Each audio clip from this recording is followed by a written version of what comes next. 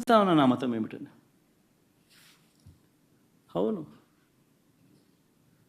4 గోడల మధ్య నేను బైబిల్ చదువుతాను. తప్పేముంది? బయటికి పోతే హిందూ సాంప్రదాయాలను నేను అనుసరిస్తాను, గౌరవిస్తాను. బయటికి పోతే ఇస్లాంను అనుసరిస్తాను, గౌరవిస్తాను. బయటికి పోతే సిక్కిజంను అనుసరిస్తాను, సిక్కిజంను నేను గౌరవిస్తాను. నా మతం ఏమిటని అడుగుతా ఉన్నారు. నా మతం మానవత్వం. డిక్లరేషన్లో రాసుకుంటానేమో రాసుకుంటా.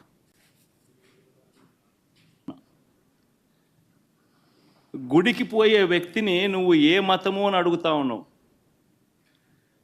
ఏ